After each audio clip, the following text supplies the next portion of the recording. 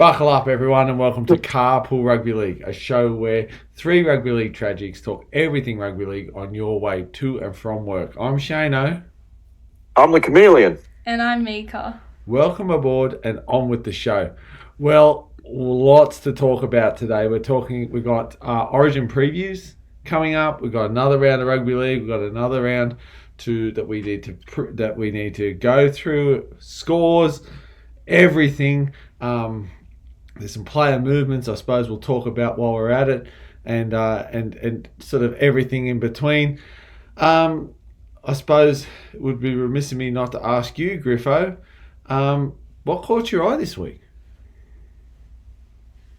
Well, the Titans, the 66-6 win over the Warriors was a really great performance from the Gold Coast Titans. I don't normally give it to a team, but it was just a great attacking effort.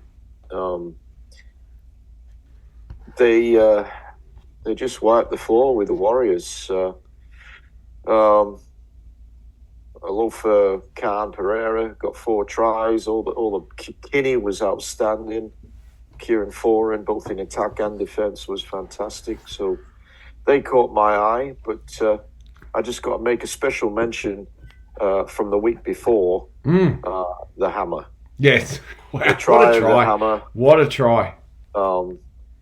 Just amazing. He got the ball about over 90 metres out. He sort of did a bit of a curve, actually went backwards. He was almost right back on the line, and he just cut a sway through the Sharks.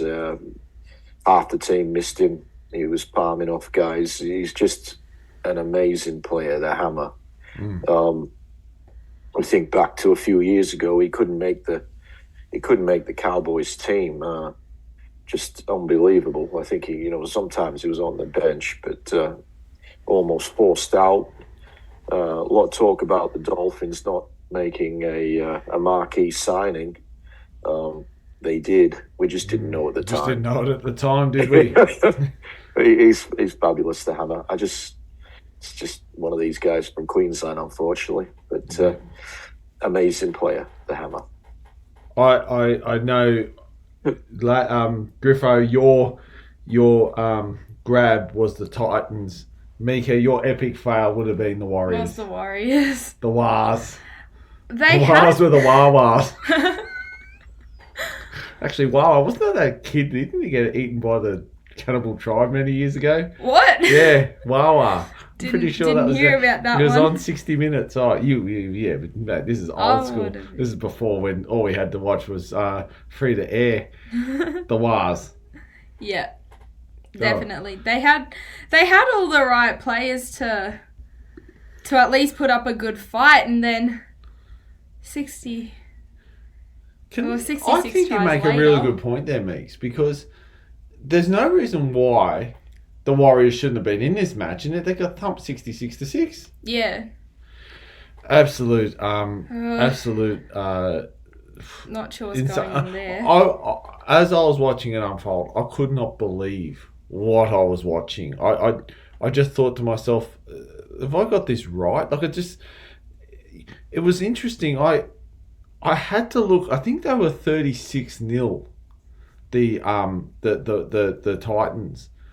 And I looked at the clock, and I couldn't believe just how much time was left. It just seemed like every time they got the ball, they scored.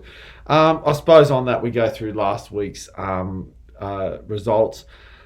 On Friday, the Storm beat the Dolphins 30 points to 24 in what was a very good and close match. I sometimes think there's certain games you think are going to go to draw. I thought that one was. It was really good to watch.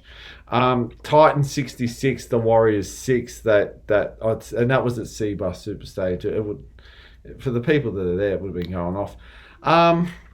Interesting game, this one at Gosford, where it was just basically how much rain could fall in the space of 80 minutes, where the Roosters prevailed 26-8.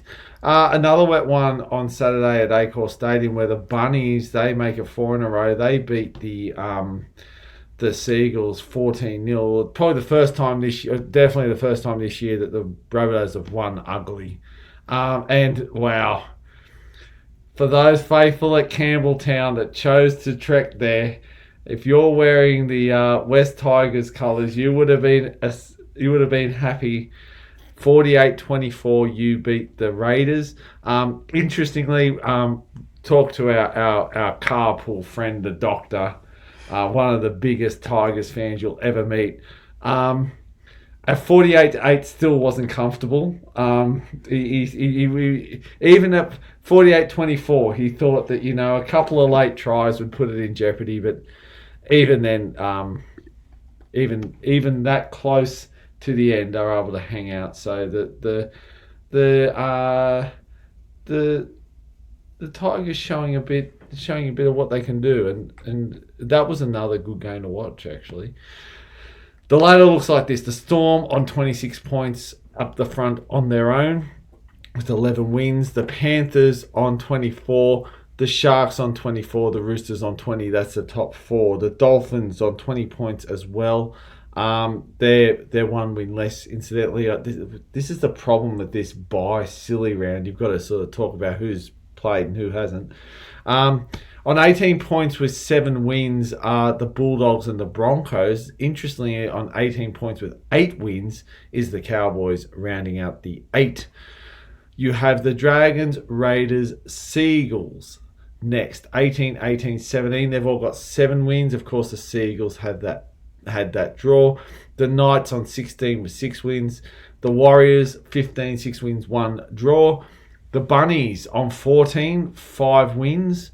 The Titans, 12 on 4 wins. The Tigers, 12 on 4 wins. And the Eels. Can you believe it? The Eels. I suppose you can. At the bottom with 4 wins on 12 points.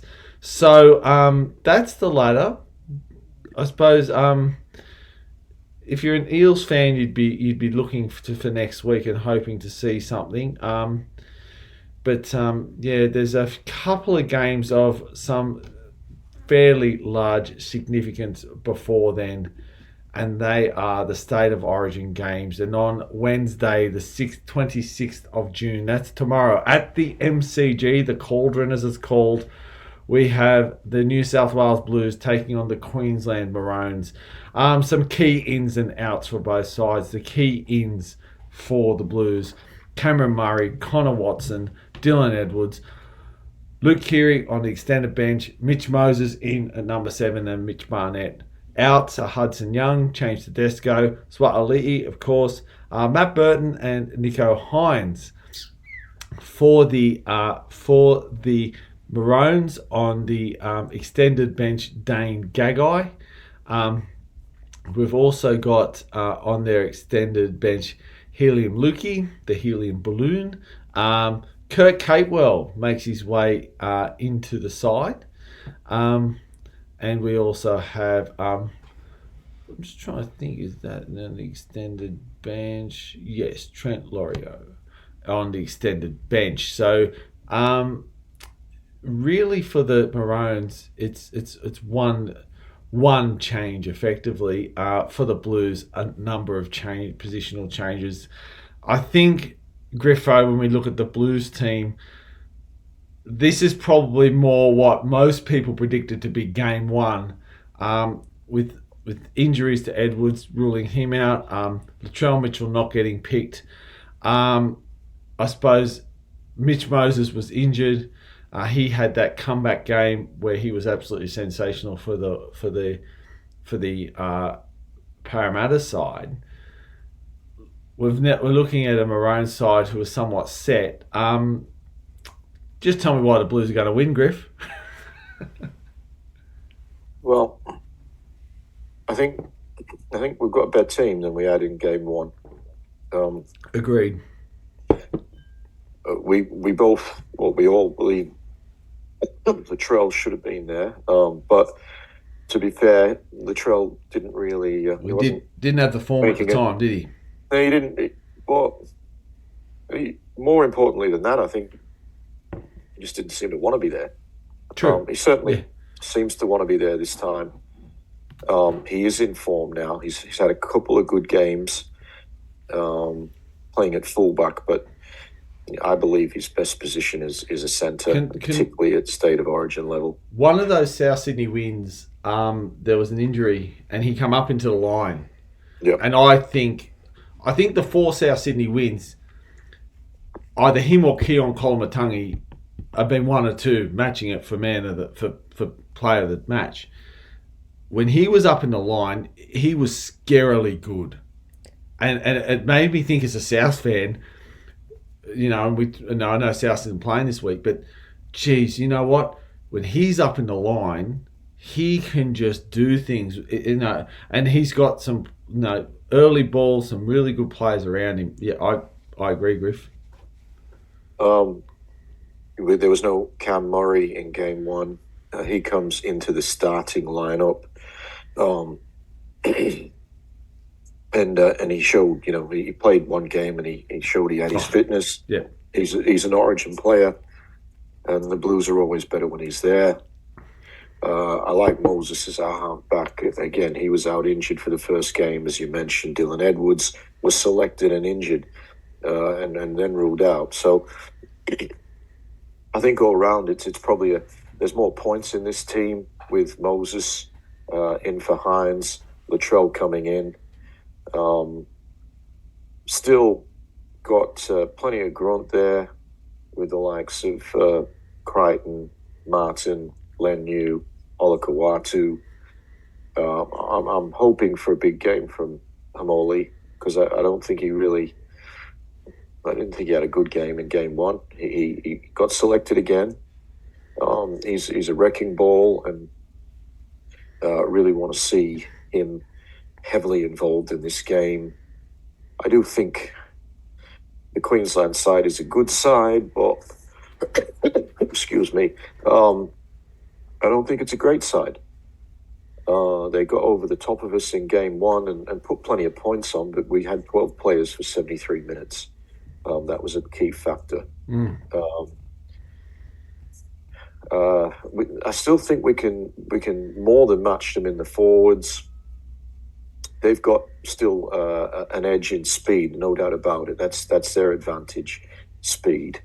But I'm going for the Blues. I always go for the Blues, but it's head as well as heart here.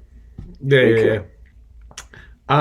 Mika, 2 players to watch in the game. I want one from New South Wales and I want one from Queensland. Now, I've known you your whole life. I've got a gut feeling one's going to be wearing 3 and the other's going to be wearing 4. Yeah. So from Queensland, I have Hammer. Yeah. For sure, one to watch. Played a big part in the first game. And then I have Latrell. I am one of Latrell's biggest fans. I love him so much. He's one of the game's best centers who's playing a fullback. Yeah, well, we said that at the start of the year with didn't we? Like being fans, is that, you know, we're going for a team whose best 5'8" is actually playing centre and whose best centre is playing fullback. I agree with you, Mika. I think that they're definitely 2 to watch. Who's winning? Or for this one, I'm gonna pick Blues. Of course you are. Griff, did 100%. you give a score, Griff? I can't. Did you No, I did not give a score. What are you thinking? I've got my score. Thanks. Okay. I'm going to go 28-16. No, that's a bit too big a margin. But that's okay. I'll be happy with it. I'll stick with it. I'm happy with it. I'll be happy with it. One other guy I forgot to mention earlier was the inclusion of Connor Watson. Yes, in a off the bench. Change of strategy. That makes it a much more rounded team. And if, you know, Watson can almost play anywhere. Yes. Play in the back line. He can play. He's basically there, I think, as a backup hooker. But he can play anywhere. And we've got props covered. So I don't think he's going to have to play there. But if a back goes down, he can play in the back line.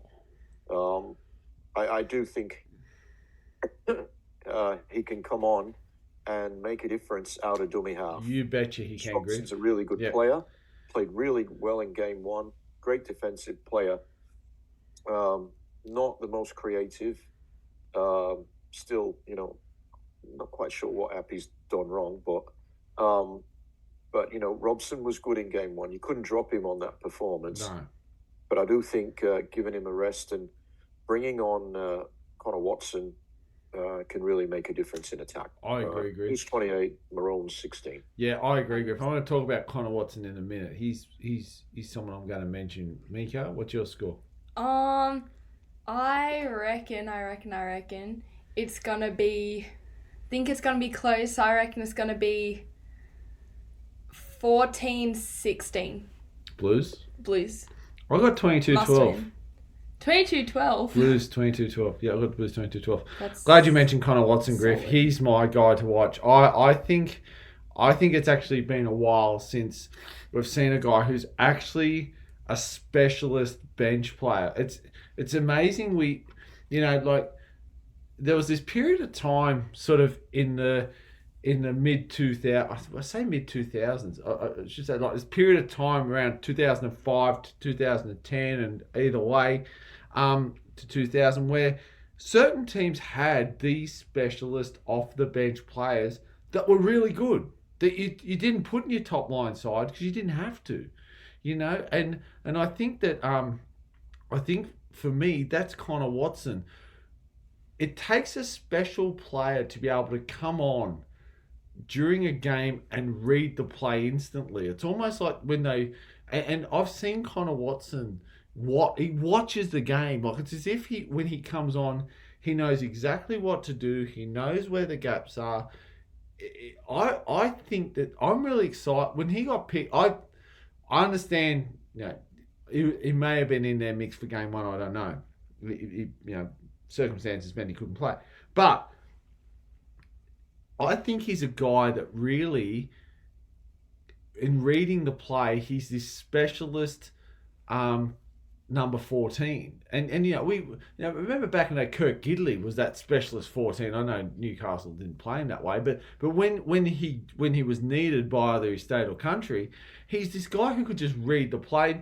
You wouldn't start him. There's no way. It was futile. Dean Witters back in the Parramatta team, who wouldn't give him a starting spot because when he came on, he was so damaging and could just read exactly what was going on. I'm excited by Connor Watson. He's my player to watch. I honestly think that if we can lay the foundation early, he's someone who can come on and make an absolute difference for the Maroons. It would be remiss of me if I'm picking a Maroon. Pat Carrigan. I really think that Pat Carrigan. I really think that this kind of tussle game is made for him. I think that he's someone who is up for a big game. He's going to have to be perfect in that middle defensively. He's got a very, very different beast running at him now in the form of someone who can play the ball. Cameron Murray, when Cameron Murray comes off, you've got Isaiah like for like back on. And he is someone, if he doesn't tighten up that middle for him, they are going to go wide, and you've got either side. You've got Crichton and Martin, who are they're starting second rowers in any competition. And then if you want to go cut out ball, Crichton, Latrell, if they don't control that middle, the ball will get to the edges and it's game over. And with a guy like Edwards running through the middle, he's, I think, the linchpin for Queensland. If he can tighten up that middle and be there in attack, he's going to be what they need. I've got the Blues winning. Down at the MCG, it's going to be an absolutely cracking match. I think that if the Blues can turn up, then happy days. I don't mind if Queensland don't, to be perfectly honest with you, but that's just me. On Thursday, the 27th of June, we have the Sky Blues, New South Wales, taking on the Maroons at Queensland Country Bank Stadium in Townsville. Pardon me. There's some. I'm just going to see if there's any. I don't think there's actually any changes to either starting lineup. I could be wrong here. I heard Lily Peacock's in there. Is she on the starting lineup on bet? No, she's on the bench. That's pretty much. Hang on, Sophie Holman. Sophie Holman. She's in the side as well. Where's Sophie Holman playing? Oh, interchange, of course. So, they're pretty much like for like as they were the last game. Guys, I want to get your commentary to begin with. In my honest opinion, for us to win, yes, if you're from Queensland and you're listening to this, we are 100% biased in this regard. I don't care who knows. For us to win, I really think we've got to get back to that game one, early ball to Kezi Apps and Yasmin Clydesdale. If we can get the ball out to them, early ball, they are two of the most damaging runners in rugby league. I'm not just saying in women's rugby league. I'm saying the way they can read the gap and when they hit the ball and the way they can run, they are two exceptionally damaging runners in rugby league. And I think my personal opinion is if we can get the ball early to them, like we did in game one, and where Clydesdale just ran riot, I think we're half a chance. I felt we did that at the start of the game in game two, but went away from it. It's almost like we played too safe and just wanted to go up the middle, and then all of a sudden we found value again up the middle, and we just, by half time we needed to be a converted try more for what we had. We didn't get there. We got run down by one. Griffo, where do you see the Sky Blues? I think if we can do that, this might be a very historic season, series win, the first of three. What do you see in this one, Griff?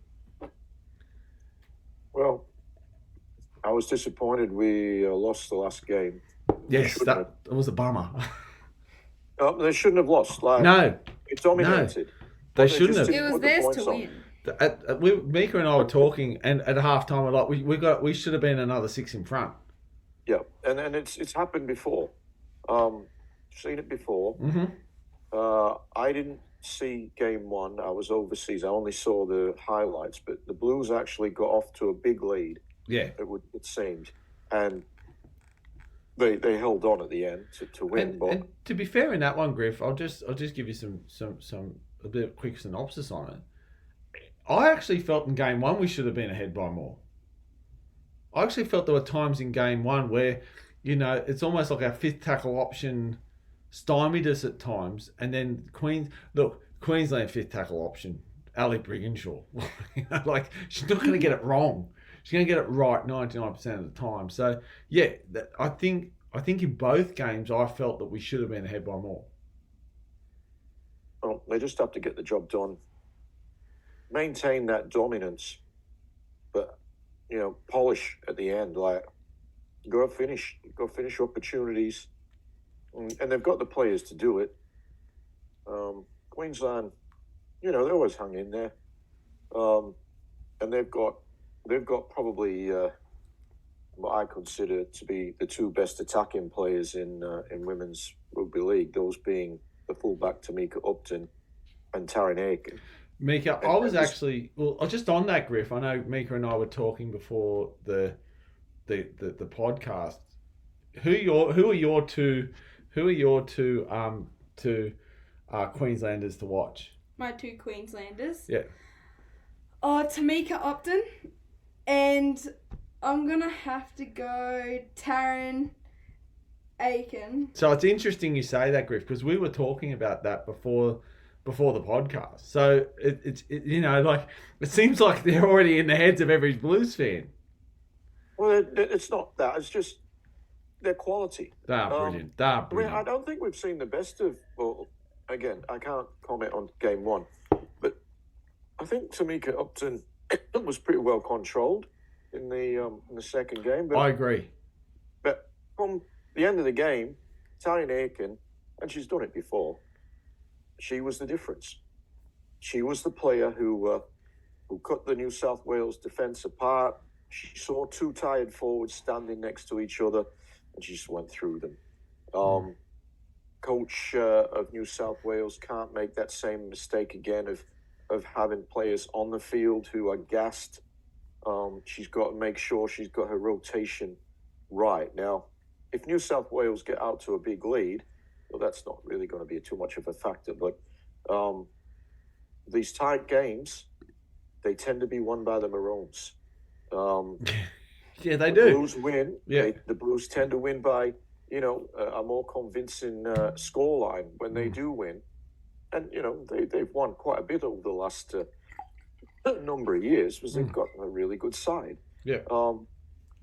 But Maroons, they get over the line. They do it in the close ones. The Blues have got to, they just got to get the job done. And they can, but they've got to put points on. And I think the Blues have got, all round a better team. I just think that the Maroons have got the two most dangerous individual players. Yep. And a lot of players that, really they all give 100%. I'm not, that's not a Queensland thing or a New South Wales thing. I'd like to see Jamie Chapman get a bit more ball in this game. Obviously, she's a game breaker. I think in the grand final last year, she scored 3 tries. Still wasn't enough to get a Gold Coast Titans over the line. But I tell you what, if she can score 3 tries tomorrow night, I'd be very confident the Blues would get the job done. Yeah, So get the ball to Chapman. Yep, I agree. I think there's 2 things for me here in this game for the Blues. The kicking game of Rachel Pearson. I think she's got one of the best kicking games in women's rugby league. I think in game 2 it was slightly off. Like it was either too short, too long, and I think and hearing sort of post the game, she was her own worst critic. She sort of said, harshest critic, sorry. She sort of said, I didn't quite know where I needed it. The other one, for me, the person who's I think pivotal in this, especially when you mention rotation, Griff, is Taylor Fumaono. I think she's someone who can come on and reap havoc if she wants to. We've seen it before. We've seen what she can do. I just think the Blues just need this player who the Blues have no problems making a break. Where their problem lies in finishing is that there's no one to just get that to, and I think if she was someone who came on sort of, we got 35-minute halves in the Women's State of Origin. If she was to come on 25 minutes in and just shadow the ball, I reckon the value out of that would just be outstanding. Again, you mentioned the rotation. Grace Kemp is a big part of that as well. Yes. I didn't see enough of her, Shane. What's that? No, I agree. Didn't see enough of her. I agree. She had a great run. And I thought, just keep getting the ball to her. And it's not that... I think Women's Rugby League, I think everyone, if you watch it, you realise it is different. I actually love watching it. I think it's brilliant. But I think it's one of those things where the prop forward comes into it is around tackle 3. You get someone...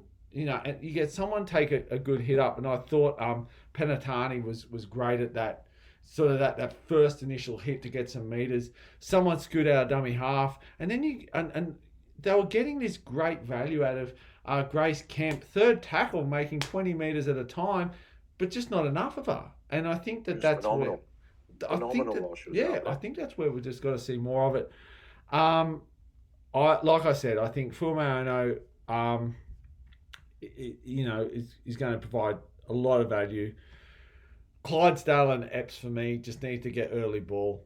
I think I agree with you too. I really do. I think Tamika Upton, she is at the moment she's one of the best players in rugby league. Like the way she reads the game is just phenomenal. And Taryn Aiken, absolute superstar. And I think a forward of theirs who needs needs a mention. Tamsin Rapana, when the chips are down, just just absolutely knows exactly when to take the ball, when to hit up, when to come out of the line and put the shot on. She's one of the great rugby league players of being able to know when to just take that shot. Another player to mention, I think, for the Maroons, Lauren Brown. She can be absolutely scarily good if she's on. So I think the middle of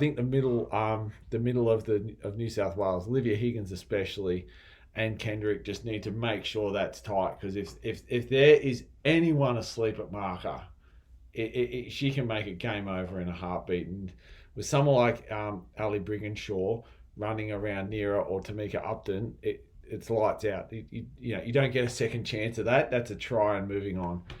Griffo, what's your prediction? Yeah, Blues. Let's go Blues by 12 again.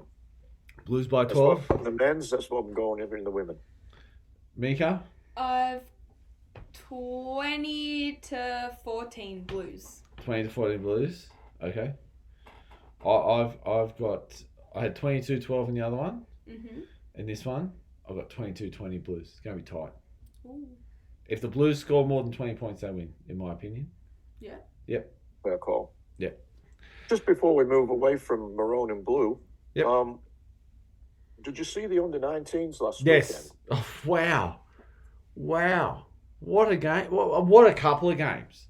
Fantastic. The women's under-19s, the quality of football there, very, very, and the same with the gentleman. One gentleman, I've got one question mark over his pre-game ritual, but that's okay. I think that overall,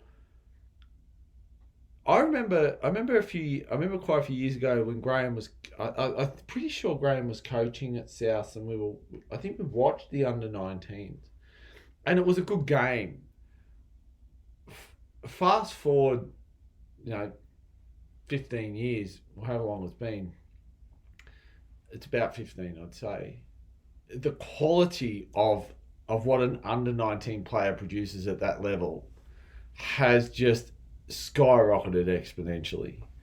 It's scary just how these players can read the play at that age, and I think and it's the same with the women's. The women's rugby league is now, I think we're starting to see the fruits of the labour of junior rugby league clubs. And I'm going to take my hat off to junior rugby league clubs that have designated women's teams and competitions, because we're now seeing people play rugby league for an extended period of time, and the quality is just breathtaking, I think. And moving forward into the future, I can't wait. I can't wait for tomorrow, and I can't wait for Thursday. And you're thinking that's the quality that they've got now. Fast forward, it's just going to be phenomenal. A lot of talent on show in both those under-19 games. A lot of talent. It was brilliant to watch. It was the half for New South Wales. I forget first name, but surname's Ray. It was Carly Ray, or yep. She was amazing. I think she's signed with the Dragons. I think they were saying it was something like 19 junior Dragons / Steelers. Yeah. In that team, and most of the rest were from Newcastle. But they actually absolutely smashed the Queenslanders. The women's from the Blues, the Sky Blues. So that augurs well for the future of women's state of origin for our state. But it doesn't always work that way. We've been winning the yes, that's true. I think 19s nearly every year in the men's. Yes, I think the establishment's slightly different now, but I hear what you're saying. I've watched plenty of under-19s thinking, right, we're on here, and then those Blues become Maroons. There was a run that she did, Griffo, and she held the ball with both hands, and she ran at the line, and her body didn't move, but the ball did, and I I said to my other daughter, I said that's what Andrew Johns used to do. And I'm telling you now, if you're watching someone and you start talking about people like Andrew Johns in the same sentence, that I couldn't believe it. She actually moved the ball in two hands like Andrew, and I'm like, wow, like there's halfbacks running around in both competitions, in the women's and men, who don't do that, and that's a phenomenal skill. I agree with you. I thought it was absolutely brilliant to watch. They're the games that we've got ahead of us on Wednesday and Thursday. And then on Friday, at Acor Stadium, at 8 o'clock, we have the Bulldogs in 6 taking on the Sharks in 3rd position. So, some key... I suppose some key in a big key out for the Bulldogs is Connor Tracy and Blake Taft replacing him. Bronson Sherry is going to come into the side as well. He's at centre. We've also got, of course,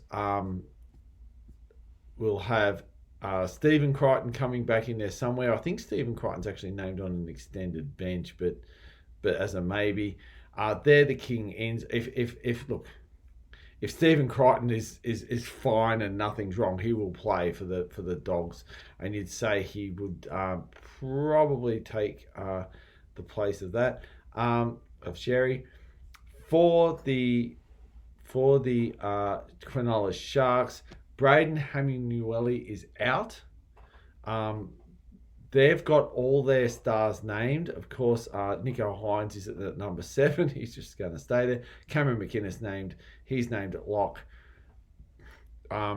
There's a few changes on an extended bench, which I don't think is actually going to affect what the Sharks do in the top grade. I think the one there, though, coming back from injury, Teague Wilton. If he's fit, Teague Wilton he'll come into the 17 right. if he's fit. Yeah. He should come in if he's fit. Named at 21, but yeah, I think from what I heard, it was a week out a game ago, so he should be right to play. So he might be waiting for the captain's run. Another one who I heard could be a late inclusion depending on injuries is Hiroti, who's also on the extended bench. But let's watch this space. Look, fair to say that probably both teams' performance at times can be waxing or waning depending on what side shows up. Bulldogs, hard to gauge from last week. That was just horrendous conditions. Matt Burton is in the side. He's not Origin affected. The Sharks, again, have Hines and McInnes, who shouldn't be, you would imagine, Origin affected. Griffo, where do you see the Dogs Sharks going? It's a hard one to tip. I'm leaning towards Cronulla.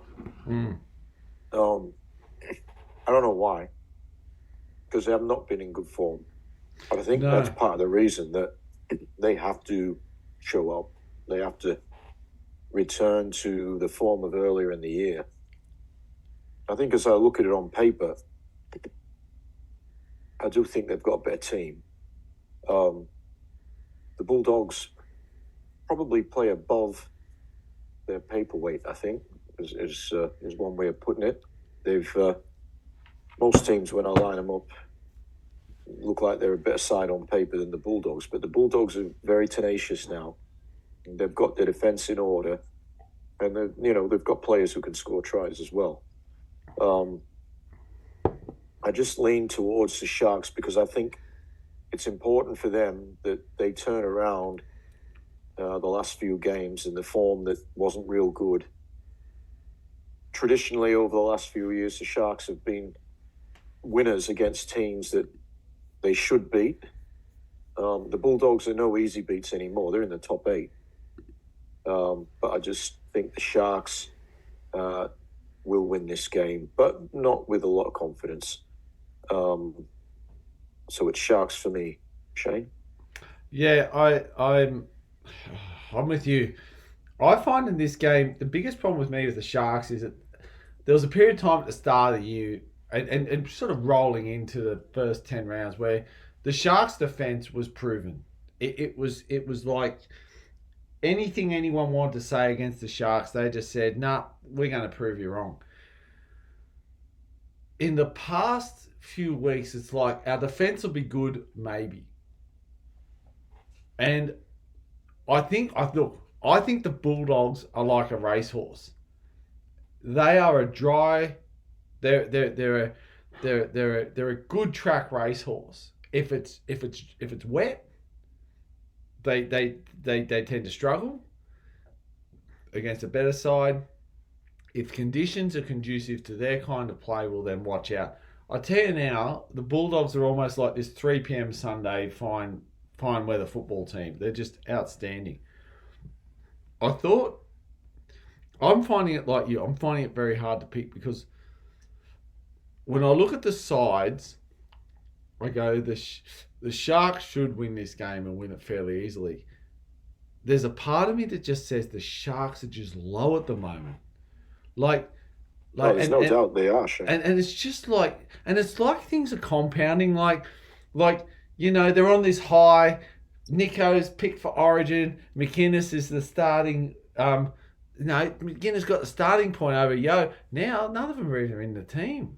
And it's just like, it's just like, when something bad, it's like, when you have a car accident, and then all of a sudden you wait for the next bad thing and it happens, and the next bad thing and it happens, and the next bad thing. And that's the Sharks at the moment. I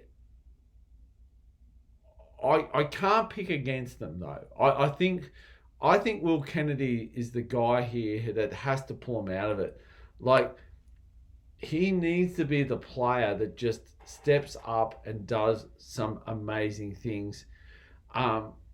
In saying that, if Blake Taft got his position taken off him by Connor Tracy because he got injured, now the roles are reversed. You just think if Blake Taft has a day out, you just don't know. I got the Sharks by 15th. I know when it's 50-50, I usually choose the home team. I just think that if the Sharks lose this, they could be looking at a very, very rough end of the competition. Mika, who have you got? For this one, I have Sharks. I think it's a tough one. I think at the start of the year, I would have easily chosen Sharks over the Dogs, but I think, this is a must-win. The last few weeks, they have not been performing where they should be and where they can be. I think Nico Hines will play. Nico Hines will play, and I think Matt Burton is a player to watch, though. I think he's always a player to watch, but I think he should be in that Origin side. I think his kicking game is always phenomenal. I don't know where you put him now compared to this in this side. Can I say this? If they're 1-17, Sharks win. An hour out, Stephen Crichton's named. All bets are off. If Stephen Crichton's named, I might be choosing differently. But yeah, it's play what's in front of you. But yeah, I think Rudolph, Brayley, Kafusi, they've got to make some meters. They've got to tighten up that middle. That's been the problem. It's not that teams have gone around the Sharks; they've actually gone through them. And for this, for every Sharks fan who puffed their chest up, going, look at our defence. I'm looking at it now. Reid Marnie might have a day out too. If that middle's buggered, Reid Marnie might actually have a day out. But that's what we got. Wow, this game could go anywhere. This next one on Saturday at 3 p.m. The New Zealand Warriors take on the Brisbane Broncos. Inns, DWZ, Freddie Lussick, Kurt Capewell, Mitch Barnett, They're the big ones. Sean Johnson out. And the way he's playing at the moment, I don't know if that's a blessing or a curse. He has not been great. Bunty Afoa out. For the Broncos, Leota and Ricky are out. Corey Oates in. Jesse Arthur's in. Marty Tapau on number 17. And I suppose Reece Walsh is on an extended bench. Going to be very interesting to see whether he plays or not. My way of thinking is when a guy like him's on the extended bench, it's more to make the opposition look at you, and you're probably not going to play anyway. But I really don't know why you'd risk him against this Wars side at the moment.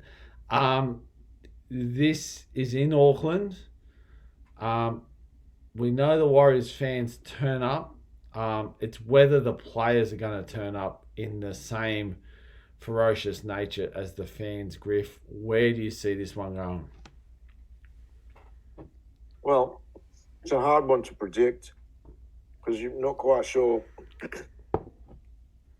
what side will take the field for the Broncos. Both teams are a bit bipolar, aren't they? Mm. Yeah, but I mean, they've got all these guys listed who are playing Origin. 100%. And so, geez, you don't know what's going to happen there.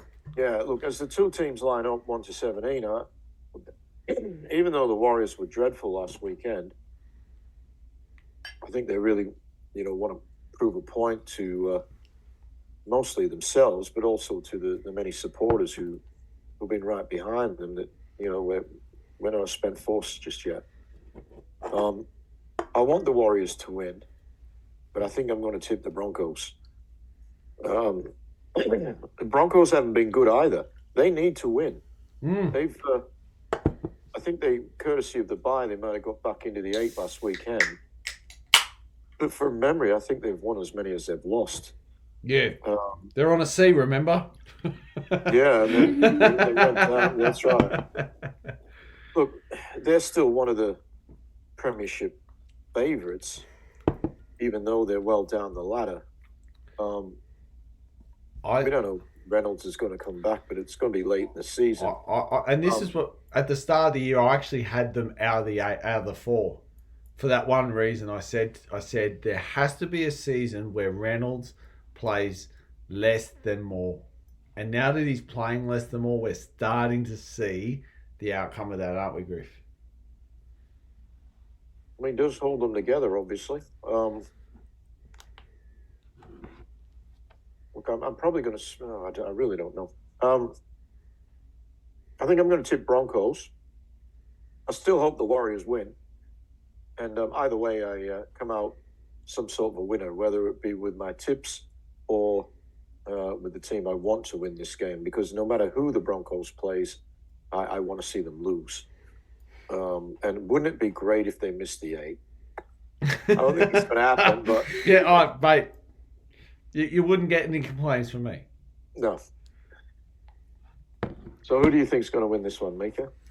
Yeah, I have Broncos. In theory, Warriors should say, we had a terrible loss last game. We need to come back, but Warriors don't think that way, so that's not where they're headed. So I think, Broncos have this one. Yeah, I'm with you, Griff. Like, going over to New Zealand, and in some ways, I think Sean Johnson being out actually helps the Warriors. He's someone who's now trying to do everything because he thinks he's got to dig him out of the hole, and it's just causing a series of problems. The guy for me for the Warriors that needs to step up is Wade Egan. Wade Egan just needs to take control of this side. Tamari Martin and Harris DeVita, they're going to do what their halves do. I have some questions on the kicking game. I really think that they're not going to be able to drive the Broncos back far enough. But there's a part of me that says Wade Egan just needs to really tighten the middle and take the bull by the horns. And really, with Tohu Harris, just try and get this team to come with them because this Warriors side is the same one who 3 or 4 weeks ago we're praising for being awesome. So it's an interesting. It is an interesting kettle of fish. I actually like their bench. Lussick, Walker, Tavega, and Capewell. I think that I think that's a really good bench. Like, when they're on, they're on. Far out. I had the Warriors. I had the Warriors because I'm just thinking, I don't know who from. Are they in New Zealand? Yes, it's in New Zealand. That's why. Okay. Can I just say one thing on that? And I'm 50-50, so I flip a coin. I've got the Warriors. Tristan Saylor he's the guy that could have a breakout game. He'll need to have one. I don't think Billy Walters has the punch he had. Jajeski, he's in the starting lineup. Josiah Karapani, he's in the team. Marty Tapau. It's look, if that one guy at number 20, Reece Walsh, comes up, if Payne Haas plays, if Patrick Carrigan plays, if Corey Oates play, but you know what? These guys have got to travel. They've gone from Brisbane to New South Wales. They've gone to the mountains for their training camp. They've now got to go from there to Melbourne. They're going to play on Thursday night in Melbourne. I doubt they'll get back to Brisbane before they have to fly over to New Zealand. My way of thinking is I don't think a lot of those Origin players are playing. Another guy who I don't think is playing is Reece Walsh. So if I take the 1 to 17 as it sits right now, I've got the Warriors. That's how I've got it. But like I said, an hour out from kickoff could be a different kettle of fish. Wow. 2 of my picking arch nemesis. You know what? These 2 teams, if I pick them, they lose. If I don't pick them, they win. I stand to have a chance this week. Because on Saturday at 5:30 at McDonald Jones Stadium, the Newcastle Knights take on the Parramatta Eels. No real changes for the Knights. We've got Armstrong. A lot of their players that they've got are on the extended bench. I know that Armstrong comes onto that. It's going to be interesting to see. Will Price, I think he's still on the extended bench. No, he's in at 6 now. No, he's in. He's in. Yep. He's in. Yeah. So Will Price in at 6. That's going to be interesting to see with Jackson Hastings matching up there. If you look at Parramatta, Talangi, Moretti, they're out. Mikasivo back.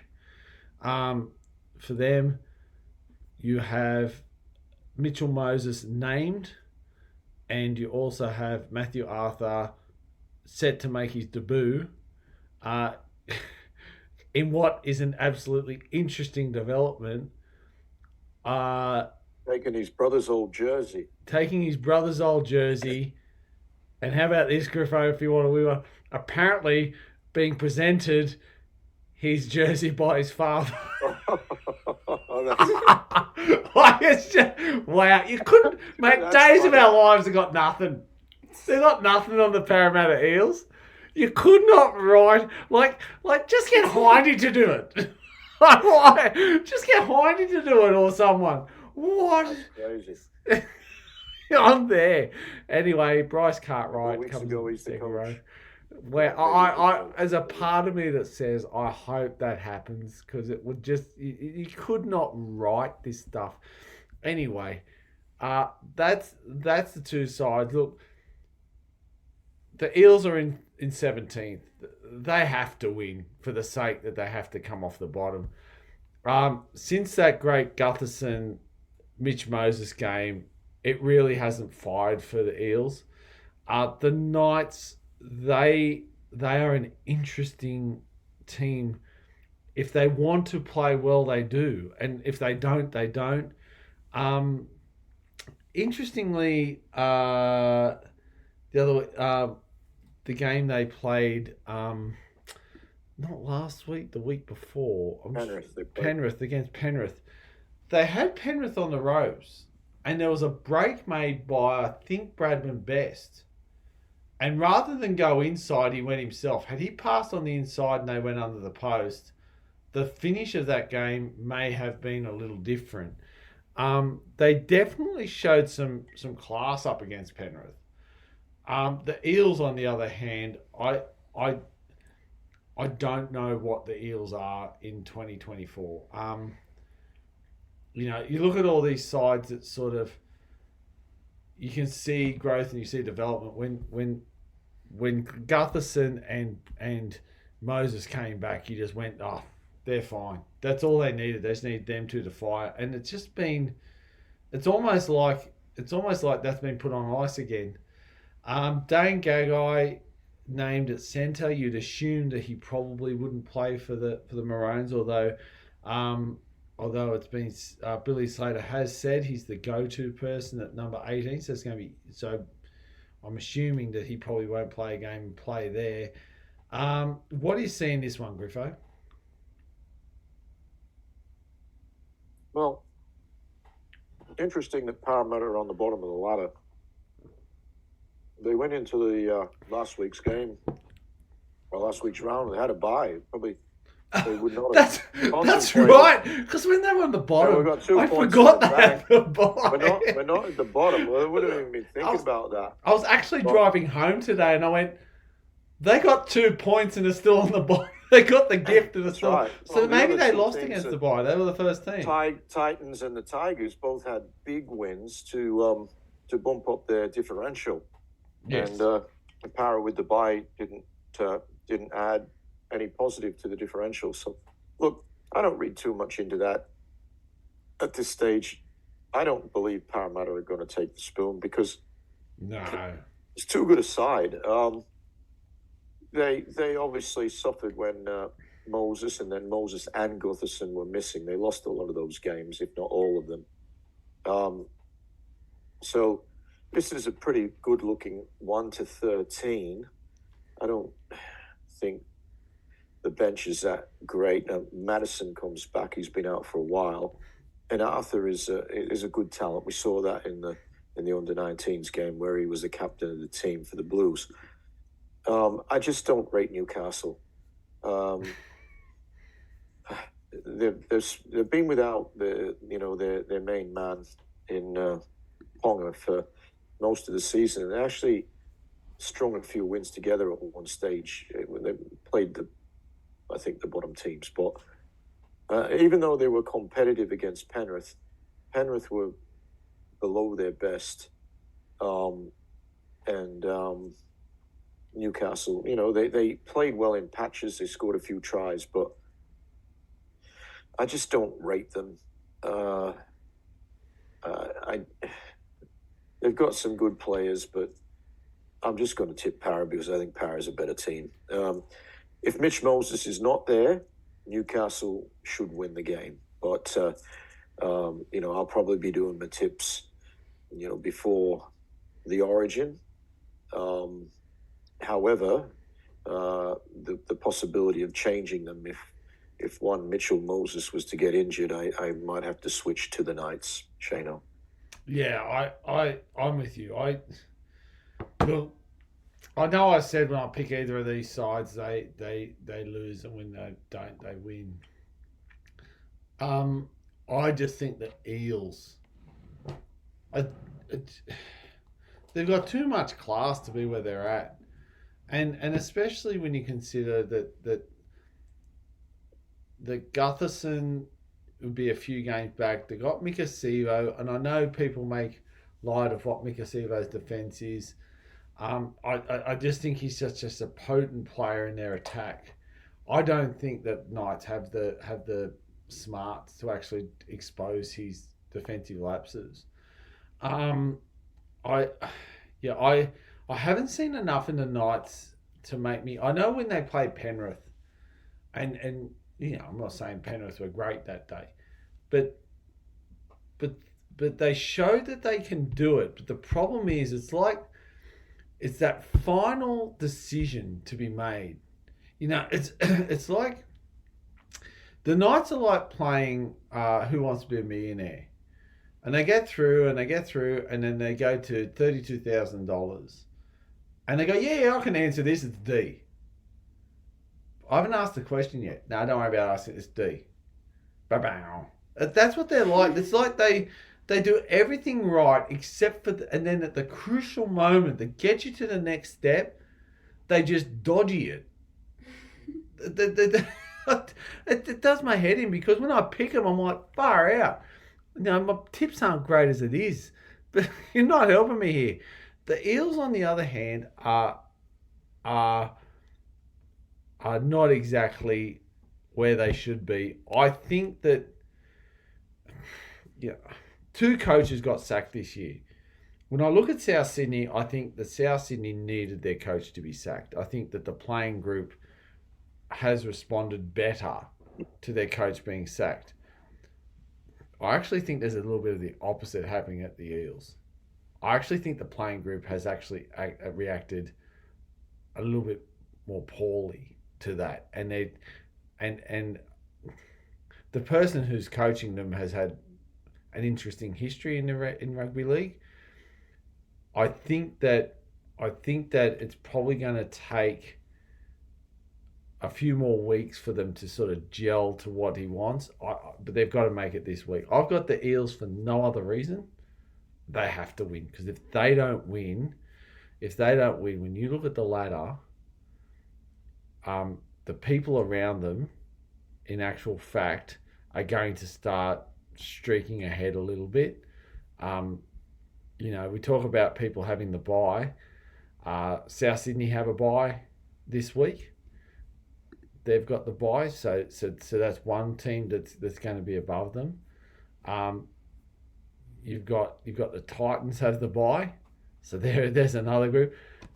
The Tigers play the Roosters later on, and we'll talk about that. But yeah, I just think this is one game they have to win. So you've got the Who have you got? Who did you say? I have Para. Para, that's right. So we've all got Para on that one. Okay, on Saturday at 7:35, Melbourne Storm take on the Raiders. How good was the press conference the other day? That was absolutely sensational. It was great. It was a really good one. Key outs for both. What's that? He didn't blame the ref this time? He didn't blame. He just walked. It was so good. It was like not even $10,000 fine would do my team justice. I'm just going to get up and walk out because I've got nothing. Nick Meaney out for the Storm. Nick Kotrick, the two Nicks. Nick Kotrick out for the Raiders. For the Storm, sorry, I'll get it right in a minute. Key in Harry Grant, depending on what happens. Xavier Coates for the Storm. For the Raiders, you have Starling's in. What's he been named at? Starling is in a hooker. So Starling in a hooker. We know Hudson Young is not going to be compromised via Origin, and also there's a Jordan Martin. Where they put Jordan Martin at 17. So you knew he'd have to be in there somewhere coming back in. So he's in there. They're at Melbourne. Who is this Jordan Martin, Shane? Jordan Martin. Did he play in the under-19s last week? No, because he's like 24. He's a second rower. Okay. He's from Casino originally. I've not seen his name before. I know there was a Martin who played second row. So he's Junior Blues. No, he's part of. He was part of the Raiders' development. He's one of their development players in 2014. I've In not seen him before. New South Wales Cup, he actually played. He actually played pretty well, and from memory, he had an ACL injury Okay. last year, which meant he was out. He was actually, because I'm a boring human being. I like watching New South Wales Cup as well. I'm tragic, and yeah, he was actually showing some form, and he's coming back from an ACL injury. And when you look at who the Raiders have, they don't quite have someone like him. So for him to be at number 17, I think it's What position does he play, Shane? he's second rower. He's a second rower. Yeah, Okay. he's second rower. Big dude. Big dude. Big He's dude. about 187, 190 centimetres.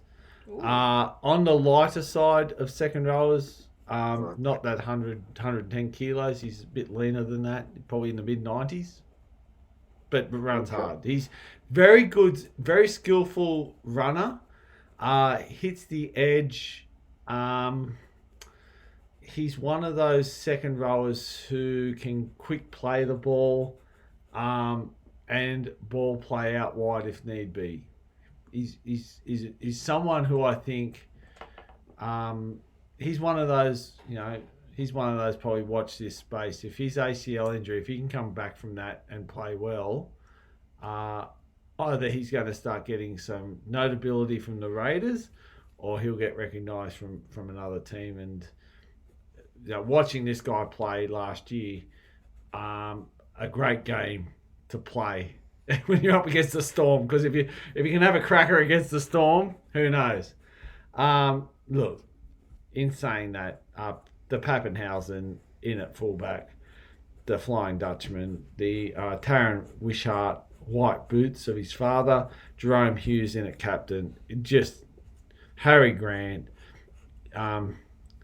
just absolutely on fire. They are class players up against a side who I think is absolutely struggling. Ethan Strange and Keogh Weeks, they have no kicking game at the moment. I don't know what's going to happen in that regard. Sebastian Chris was probably gallant at times, but they got beaten fairly comprehensively by the West Tigers. I think this team's going to be absolutely belted by the Melbourne Storm. Griff, what do you reckon? I don't think they'll get belted. They've got a good record against the Storm in Melbourne. That's true. That is true. If there's one side that has a decent record against the Storm, it is the Raiders, isn't it? Yeah, I won't tip them to win. I'm going Storm. But, Griffo. I don't think it's going to be a big score. If you let me be nostalgic here, I do remember a trip to Wollongong where we watched the Raiders beat the Melbourne Storm that night. It was a great day. I'm going to take your word for that, Shane. Yes. It's not coming back to me straight away. No. It was the we had a lot of trips to Wollongong. Watched a lot of footy. Yeah. We actually got to. I think it was. I'm trying to think of the establishment we went to. It might have been the brewery, and they set up a little. And we asked if we could go off into another room to watch the football, and we watched the Raiders beat the Storm. Oh yeah. Remember that? That's the one. Was that the one next to Wynn Stadium? That's exactly it. Yeah. Okay. Yeah. There you go. See. Well, I do recall, when you started saying private room and whatnot. So that was it. Yeah, they basically. It was only because I think we were watching the football and one of the bar staff came up and said, "Do you guys just want to go over there and watch the football? Why not?" And it was great. Yeah, I do. On the big screen, it was really cool. That might have been the last Wollongong trip or the one before. But anyway, we need to do more of those. Bring that. Yeah, it's been a while. Getting back to the footy. This surprising thing for me, Shane, is that Sua Falongo isn't in the 17. I'm not sure. No, I hear now Falongo. I couldn't see his name anywhere. No, it's number 22. Yeah. Number 22. So I heard on the grapevine, because I was looking for him, I heard on the grapevine that he he's nursing something. Okay. And that's why he's 20. Because at first I couldn't see him, and he's number 22, of course. I think he only got a bit part role last week. I think he was listed at wing, but might have come off the bench. Yeah. So. Maybe there is an injury there. Yeah. Storm have been really strong this year. They lead the comp, and I've got them winning this game, even though they're still missing the likes of Munster. I just think they're a bit too good for the Raiders. The Raiders have, they were in the 8. They've been in the 8 for most of the year. Bit of a surprise packet, but really come back to the pack last week, getting hammered by the Tigers. That's not good form. No. Mika, who do you think's going to win this game? I have Storm for this one. Easy, I think. Yep. Just too easy. Yep, for sure. I have Storm. I think it's going to be a good game. I think Pappenhausen's going to have a good game. Yeah. This week. Yeah. He's starting to get that running style back. Yeah. Can I add something to this game? I think Storm's going to win. Can I add something? Depending on what happens with the bench depending on what happens with the starting lineup and the bench and whatnot, a guy I want you to keep an eye out for, if he plays, watch him, Alec McDonald. Okay, Alec McDonald. He is a guy, I think, he's a New Zealander, 22 years of age. He's made his debut for the Storm, so he's played first grade before. I just think that he's someone that's really one to watch. His tackling is just outstanding, and he's someone that I know the Kiwis have sort of in their. I know the Kiwis have them in their sort of mix for their development squads whenever they have a Kiwi camp, and I think that he played 8 games last year 2 tries. He got something like 19 tackle breaks, and he received the Paul Green medal in round 22. So he's a guy who's on the bench, Alec McDonald. He'd be in the first 17 in a lot of clubs. So if he gets on, if you've never seen the guy play before, he's someone I think's to watch. But I got the Storm winning, and I'm probably winning pretty well.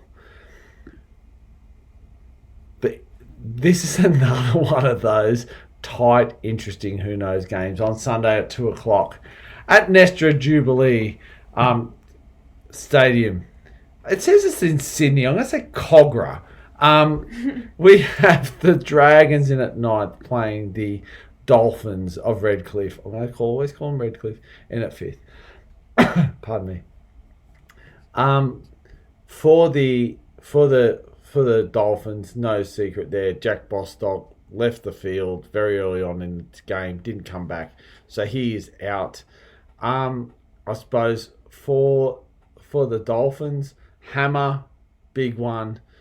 Felice Kafusi, he's going to be making his comeback. Just to put it out there, Davida Pangai Jr. in at 17. For them, Tessie New, he's in on the wing. So it's almost like the Dolphins, minus Bostock, are pretty much back to where they were. For the Dragons, you have something old, something new for the Dolphins. Yes, it is. It is. For the Dragons, you have interestingly, they've named Jack Bird on an extended bench. That's interesting to see. Michael Milo takes his usual place at 18. Sully, what do they name Sully? They've named Sully. Yeah, he's there. Yeah, I'm just trying to see what the most. Yeah, so Sully's in at centre, and so that's interesting. There, as I think he missed the last game through injury. he did. Marshke's on an extended bench. So when you look at that, probably Sully's the key in there for the 17. And of course, the Dolphins have some of their big names back. It's at Cogra, but in saying that, the Dolphins at the moment, when they've got their players and when the hammer's there, they've found ways to win, Griff. I think this is the tightest game of the round. What have you got? Yeah, it's a tough one. The Dragons, for me, have been probably the biggest surprise packet of the year. I think they've won as many as they've lost. But I had them winning the Spoon before the season started. Just like last year, I had the Dolphins winning the Spoon, and I tend to be, not very good with that particular scenario. But it's a lot of red and white this week. One of the team, I guess the Dolphins will wear some sort of alternate jersey. Playing at Cogra. I do believe the Dragons, you just don't know with these guys, because I've tipped them a few times expecting good things and they've not quite turned up. Other times they've been at their best and then they can beat anyone on their day. That power game works for them. There's obviously their team revolves largely around Ben Hunt. So he needs to come through unscathed from Origin. They've got a few other guys, Lomax and Sewer on Origin duty. As you mentioned, the hammer for the Dolphins. I think he might be the only one. They're getting closer to their best team with Herbie there, Avarillo. They got Strike, Cody Nikarima, Isako, and Isaiah Katoa is obviously a very, very smart halfback. But I'm gonna tip the Dragons. They are the home team. I generally tip against the Dolphins. It worked for me last week, just. They were very good against the Storm. But I'm going to tip against them. I'm going Dragons. Mika? I have Dolphins for this one. I think it'll be tight, but I think if Hammer can play this game, then I think Dolphins easy. I'm a bit with you, Meeks. I've actually got, again, this is one of these, and Griffo, we've spoken about this at length, about when Origin comes in and do we need standalone weeks. Depending on who plays, depends on what you want to pick. If they're 1-17 as they stand, I've got the Dolphins. Where I've got the Dolphins is Marshall King in that hooking role with Plath in it. Like, they've been pivotal at times. I think that Avarillo and Farnworth have done some phenomenal work in the centres. They're going to have to be good. I just think that in the effort areas and where it counts, the Dolphins have it. That's the only reason why I got the Dolphins. I usually pick the home side when I don't know. There's a small part of me that says if they're 1-17, this is the Dolphins game. 200 games as coach for Flanagan in this one. Congratulations to him. Versing Bennett, who now needs a computer to see how many games he's coached, because it's beyond the realms of anyone who knows how to count. So I've got the Dolphins with no confidence. It's more a gut feel than anything. And listeners out there, if you're going on your tips and my gut feel, you're going to have to tip against me, because basically my tips this year have been not Pappenhausen, but Scheissenhausen. We've got Griffo, no doubt you'll be at Blue Bet on Sunday, 4:05, to watch the Penny Panthers play the North Queensland Cowboys. I want to ask you a couple of questions about the Panthers, Griffo. Some things I've seen during the week. Matthew Eisenhuth, he's named. Mitch Kenny in a hooker, he comes back. You have Luai, Jack Cole, 6 and 7. They're named all their Origin players. Dylan Edwards at 1, of course.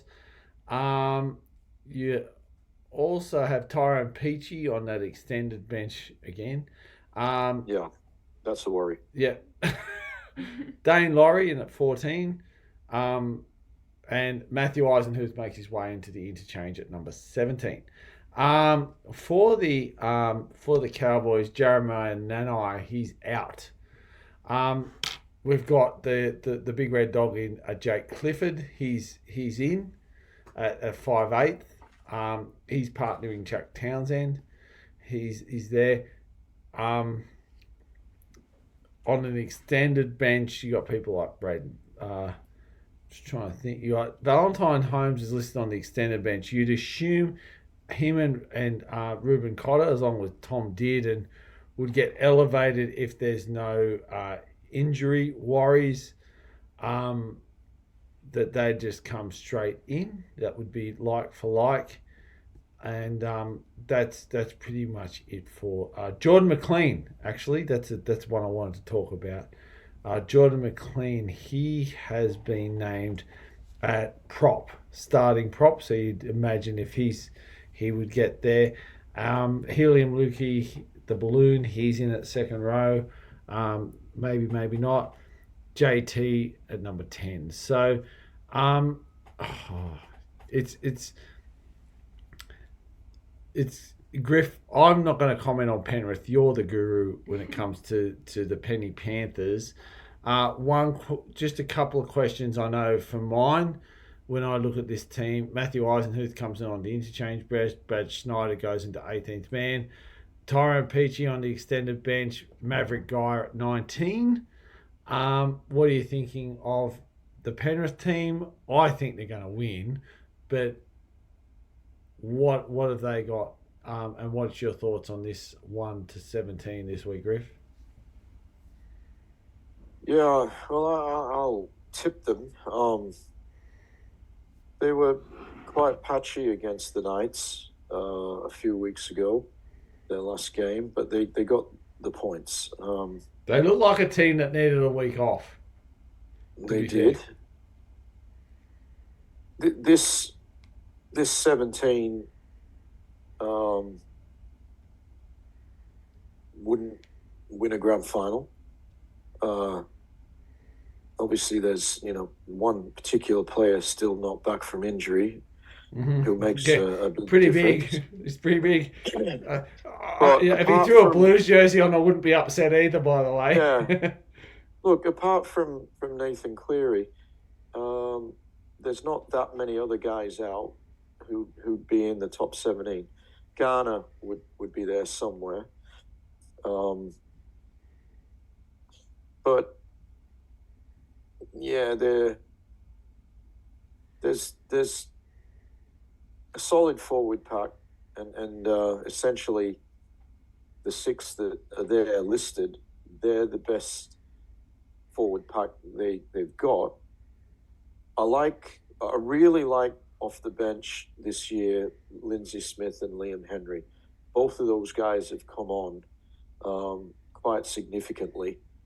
So they don't really lose that much when Moses and Fish leave the field. In fact, Smith and Henry have been doing more minutes than Leota and James Fisher-Harris reasonably regularly. So those two guys, very solid.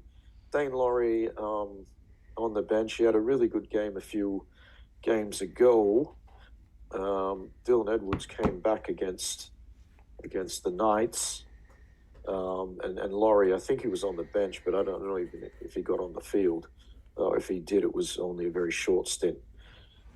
Matt Eisenhuth, he's a solid guy. He's played a bit of 13 when Isaiah Yeo has come off or been injured or origin duty. he tries to play a similar role. Obviously, he's not the classy player that Isaiah Yeo is. There's a few names on the extended bench. Luren Patea, he played under 19s Blues last year and was very good. He's been promoted to the top 30, and obviously they're looking to him to perhaps not replace James Fisher-Harris, but maybe become a benchy, and either Lindsay Smith or Liam Henry take that starting role. So I think we might see him at some stage this year. I don't know if it'll be this week. The other guy who played under 19s this year, Casey McLean, it was the first time I'd watched him the other night. He didn't get too many opportunities, but I liked what I saw, and I liked his physique, very similar to Stephen Crichton. And Penrith really need a guy of that ilk. So he's also been promoted to the top 30. Unfortunately, his brother Jesse, who has played a couple of first-grade games, he got knocked out really early in that game, so he misses out. He's not listed anywhere this week because of the concussion protocol. But on the flip side there, the Cowboys, they've not included in their top 17 their origin players. I'm pretty certain that we'll see them if they come through unscathed from tomorrow night. I think all those guys will make their way into the 17. The Cowboys are a dangerous team. Given it's Sunday, I'm thinking they're going to play. Oh, they'll play. They need to win. So the Cowboys at their best should win this game. With the way that, if they get their best 17, I think on paper their best 17 might shade Penrith's what they can put out there at the moment. But again, Penrith, they don't necessarily play to the paper. And as a team, they are better than the individuals that make up the team. They know their role and they stick to it. I'm hoping that they win this game. I don't think it'll be a big win. They haven't had many big wins this year. But I'm hoping that they can grind out a win over the Cowboys. But it wouldn't surprise me to see the Cowboys take the points. They've surprised in a few games this year, including a big game where they beat the Roosters not all that long ago. Yep. Mika, your tip? I have Penrith for this one. I think if Dylan Edwards is playing, they'll definitely have a good win. Same with any other Origin player like Luai and Isaiah Yeo. And To'o as well. Liam Martin, is he in the side? Yeah. He's listed, yeah. I was going to say. Yeah. The rest of New Zealanders. Yeah. Well, there's a couple. Actually, there's three. But I think Sorensen is also a Kiwi. That's it. Yeah. I think Penrith is just that good that it doesn't matter if it's their development side playing any other player. I think they're an all-round club. It's not a few players that shine. The whole team, all of them, can just play well.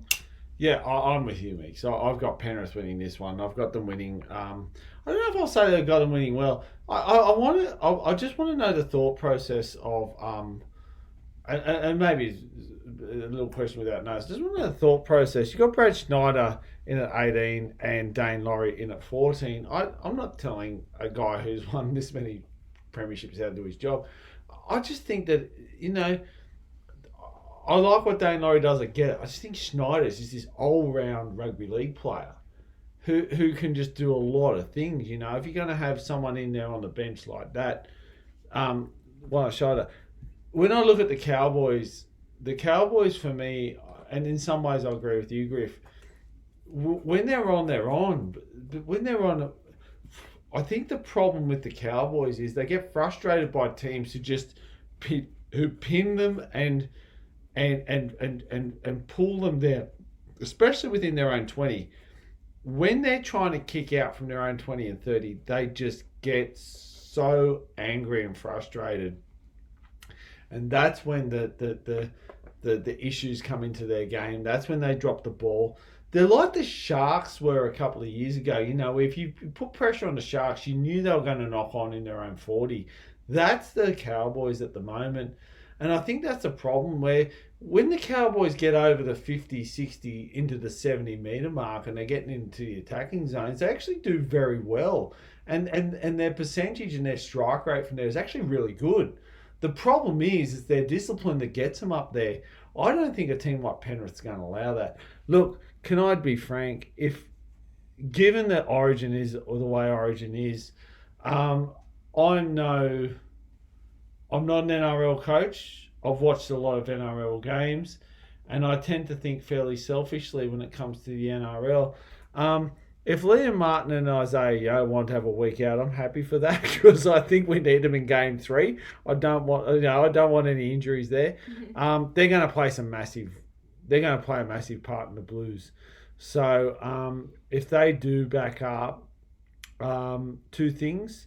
It either means the Blues have won very easily and it's not an issue, or that they're fit and healthy and well to go. The fact it's on Sunday probably helps that in some way.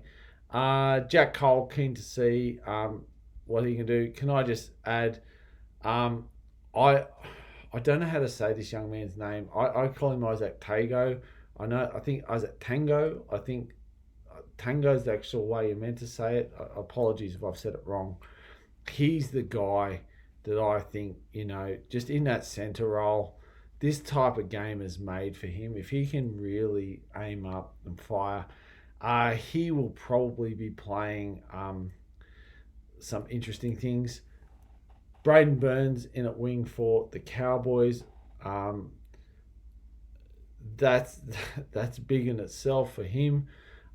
Brian Toto, if he can come out of Origin unscathed, his meters, his stats are just phenomenal in the last few weeks. The way that guy gets out and gets meters, as a Blues fan, I'm salivating at the fact that just kick it to Brian Toto, please. Make it. No, I want him to get 250 meters. It's just this guy's just. It's like he's found the form of 3 years ago when we said, "Who's Brian Toto?" Oh crap, that's Brian Toto. Yeah. It's like that's what he's doing. I've got Penrith winning this one.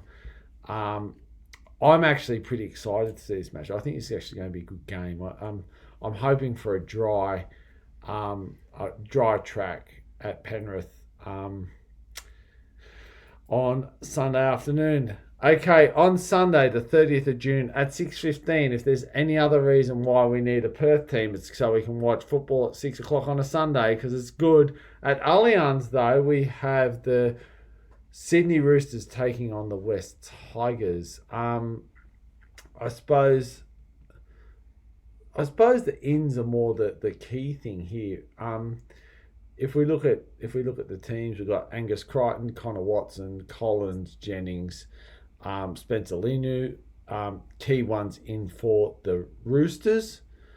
Charlie Staines, an interesting in there for the. No, he's not really in there. He's on the reserve. He's been named for the last 3 or 4 weeks as in there. I don't know what's going on, but. Oh, he played it. I think he played in that first game they won. I don't know whether he was injured or not. But just he wasn't there last weekend. I'm assuming he cycles in and out. I don't quite understand. I don't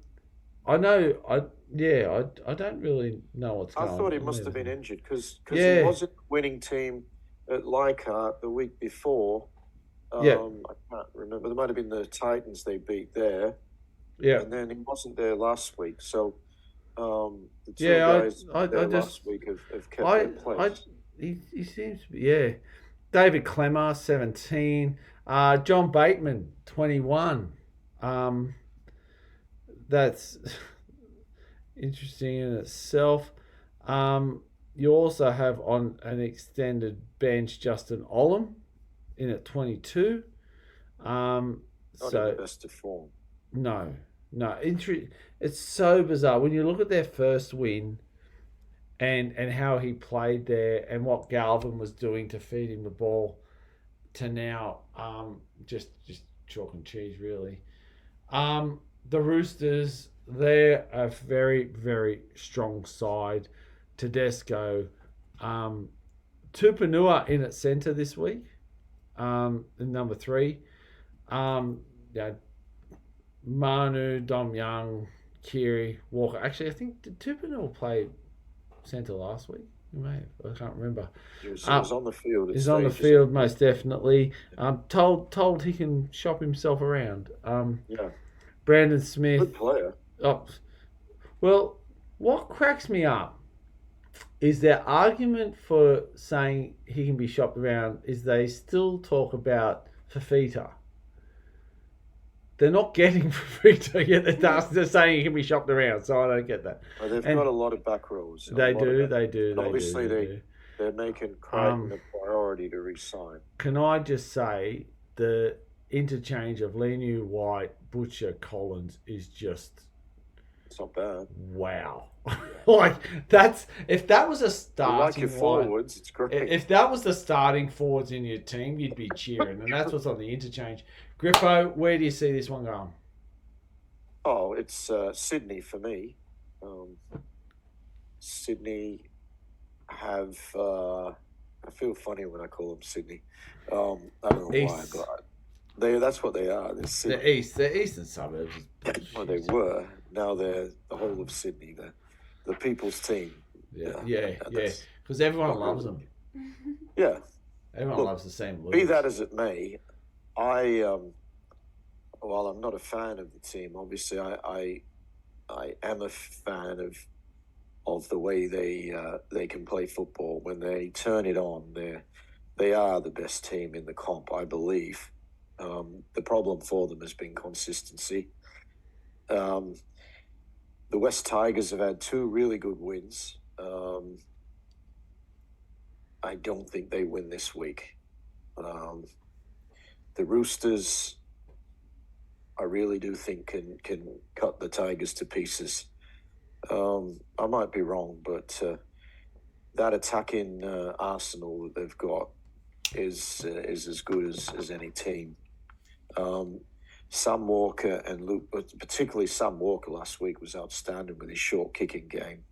So the guile of Walker and Kiri, and you look at the blokes outside him, Dom Young, Joey Manu, Tupanua. I know he's a back row, but he's played a bit of centre and he's a damaging ball runner. Tupo and then Tedesco through the middle. The forward pack's not exactly poor either, with the JWH, Terrell May up front, Crichton and Radley, your back rows, Brandon Smith, who was pretty good last week. And then unusual, I think, to see Connor Watson starting in the 13 when you've got basically 3 props on the bench and a back rower in that Butcher. If they get some injuries to the backs, there could be a slight bit of bother, but they are playing the Tigers, who have won 2 in a row. They won 2 in a row early in the year. I don't think they make it 3 this time. Too classy, Sydney for me. Mika. Yeah, I have Roosters for this one, coming off an exceptionally good win. 26-8, I'm pretty sure it was. So are the Tigers, but I'm going Roosters. I think, their interchange lineup is one of the best. Outstanding, it is isn't it? Outstanding. So, yeah. Now, I'm happy to be corrected here. Is the last time the Tigers won 3 in a row 2016? I don't. If it is, I heard that somewhere, and I'm thinking, well, It might stay there. I'm going to make a reasonably, I don't know if it's a bold statement or not, but I think the Tigers have more chance of 3 spoons in a row than they are of 3 wins in a row. True. Against Sydney. That's very true. Look, I think the Roosters have this one won pretty easily. It's just it's chalk and cheese at the moment. Look, to be fair to the Tigers, I think they're playing a brand of football that when it clicks, it's actually pretty good. Adam Dwyer, how good was it to see him score that try last week? That was outstanding. Even I was standing up, as an ex-South player. And I just, this poor bugger, over a season out to have 3 knee reconstructions and for him to get in the clear and run and score the try, I just thought, that's the icing on the cake. That they're not going to get that this week. Another player, Lachlan Galvin. Yeah, can I just say something about the Tigers, right? And Lachie Galvin. Lachie Galvin has one of the best short kicking games of any young player in the NRL. Once he's outside the 30, it's just plain Jane. Yeah. I think that's their problem. They just don't have this guy. And Adam Caesar, I dare say he's just playing for pride because he won't be there next year when Luai gets there. But Lachie Galvin, if Lachie Galvin wants to sort of introduce something to his game, right? And sort of say, right, do something for his game. I think if he developed a longer kicking game, something that hit the grass and put the opposition in trouble, that can be something he can build on. Look, I'm finding reasons why the Tigers might be in the game for the first 20 minutes. In the grand scheme of things, I think that the Roosters are going to win. People like Joey Manu, Luke Keary, Sam Walker, Brandon Smith, Rhea Hargreaves, Tyrell May, Angus Crichton, Victor Radley, Connor Watson, Spencer Leniu, Nat Butcher, Lindsay Collins. The list goes on. And then you've got at back James Tedesco. I just think this is a team that's got far team of dominance. And you know what? It's just they know each other inside out. It's going to be the Roosters, and I think it could be somewhat of a cricket score. So that is the week ahead. Origin, shortened round, buys to the Bunnies, Seagulls, and Titans. That's where we're at for rugby for the week that is. Hope your team wins this week. Before we sign off, Shane, sure. I just want to make a comment. Just going back to last week's round, I didn't see the whole Rabbitohs victory over the Sea Eagles. Yes. I watched the mini. Yes. And the mini is like 18 minutes of highlights. Yes. Probably a minute or two less because they have a bit of a blurb at the start. But I've not seen a highlights package where so much drop ball took place. Yes. That must have been an absolute bludger of a game. I know South's got the win. I think the win wasn't the prettiest one. That's won pretty ugly. This was South Sydney's first win of the year where they won ugly. Yeah. The key thing. They obviously deserve the win. No. It was handed to them. Highlights package. We're dropping the ball. I wasn't at the game. I sort of got wind of the weather, and it was like it was dreadful. And that's what it was. I think the biggest, interestingly enough, South Sydney early on had a completion rate of high 80s, early 90s. Like I'm talking about in the first 15. Like there was something like 14 or 15. Like they were very good early on. I find with Latrell they can't ice it. It's like they just don't have that extra player there. I think Jai Gray actually played a very good game for the Manly Seagulls. It was a reserve grade team. they just drop the ball consistently. The guy for me on the field, like, Colin Matangi was a standout. He was in a class of his own. The guy for me, if I'm Manly, and I'm thinking, okay, Hopewadi was outstanding at times. He is someone that you think, hold on to this young kid, because he actually has a bucket load of talent. So I think that I look, to be fair, where I was leading with it was that this is another argument that we've got to have standalone. That's true. Whether it is in the form of honest, I don't care if it's on the weekend. I know the Channel 9 don't like it because they don't get the ratings. I'm happy that the weekend before there's no NRL, that they can play it on a Monday or a Tuesday. I don't care, but it is an inferior product when I agree. A team is. I agree. They're putting now. I know they had some injuries as well, but they're missing. I think it was 3 players through Origin, and they had nothing. I agree. That's not fair. No, I fully agree. Club. And South had guys missing as well, Latrell in particular, but it was a mismatch. And Manly are a team on the edge of the 8. They've been in the 8. They've been out of the 8.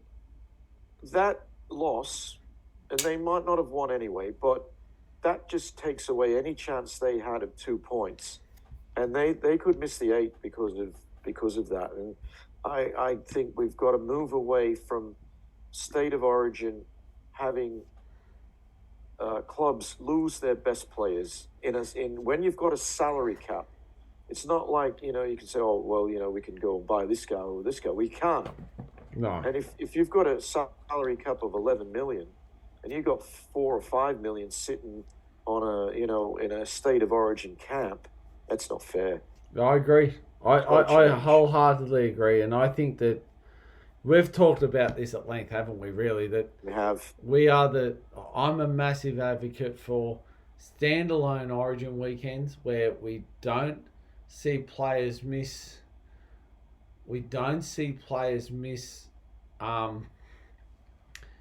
games for their club. My problem is this, and I'm a fan of European football, and at the moment Euros are on, and fantastic. Holland play. Not you going well? Holland play tonight, so tonight. Okay. Austria 1:30 in the morning. So all right. the big thing for me is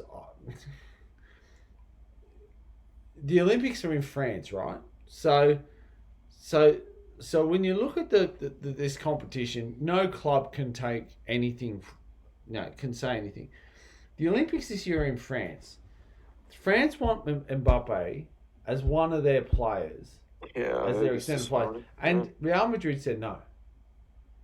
And it's funny that, and a lot, I've seen this since I was a kid, like since Hullet and Van Basten were playing.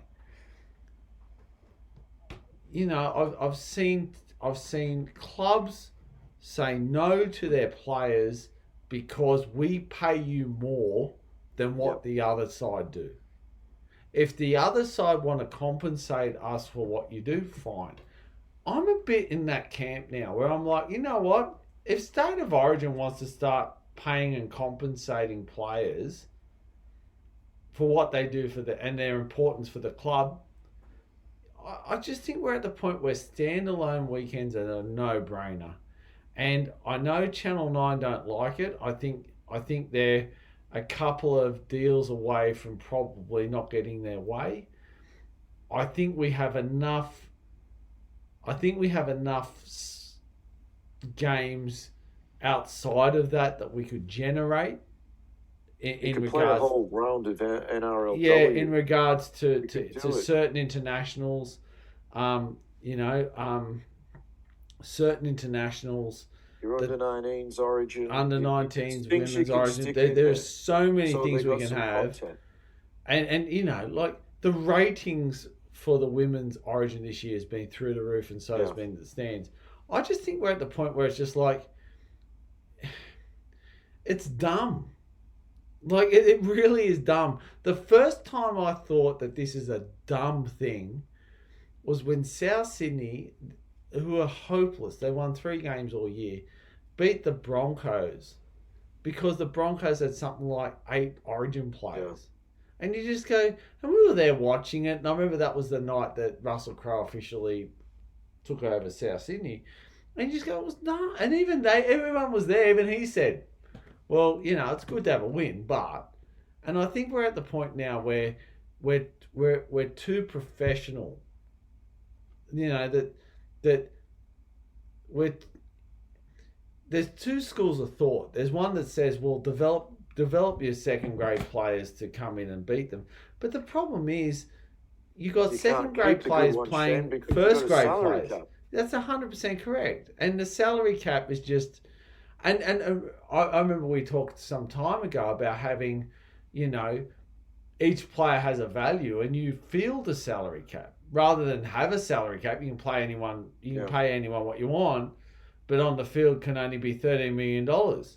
Now, that's a different kettle of fish, because all of a sudden you could say during the Origin period, I'm getting in one of England's best players.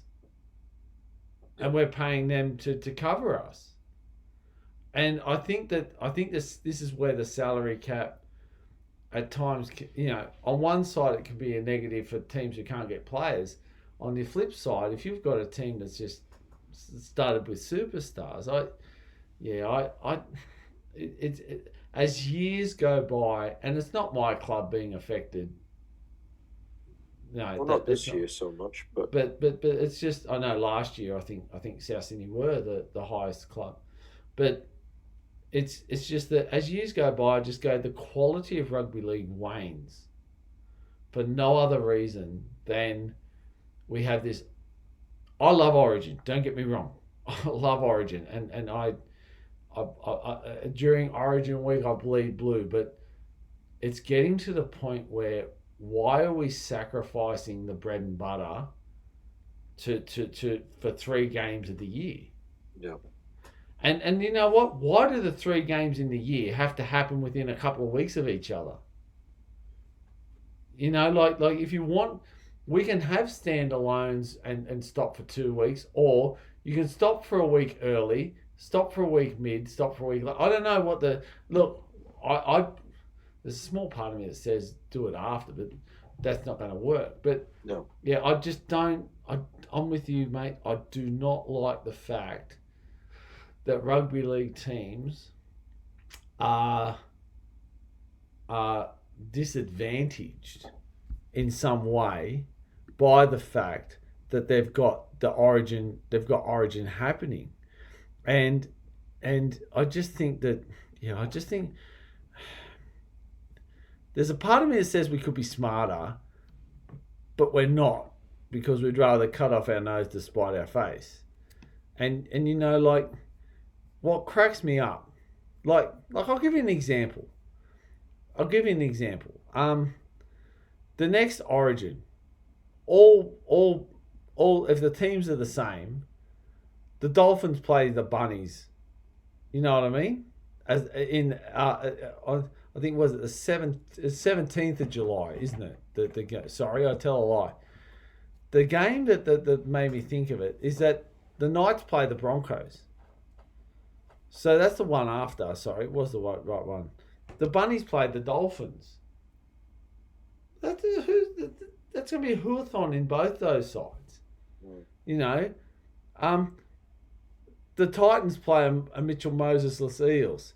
The Dragons get the benefit of playing the Broncos without their superstars. You know, I just don't like the caliber of rugby league that occurs during this time. No. But anyway, it is what it is. It is currently, but I don't think it's for the best in the long term. I know that nothing's going to change really until the next TV deal comes around, but I think they really need to look at it. But anyway, for the moment, we're going to concentrate on Origin because it's on tomorrow night. We're going to get excited, and we're going to win with the Blues, make it 1-1. Hopefully. All right. And then 2-1 to the Sky Blues. That's it. Griffo, Chameleon, thanks again. Mika, always a pleasure. Ladies and gentlemen, thank you for being a part of the podcast. Hope your team wins. Hope the Origin goes the way of the Blue. No matter what happens, have a great week. And until next week, keep safe and we'll see you then. Take care, everyone. Bye-bye. Bye. Thank you.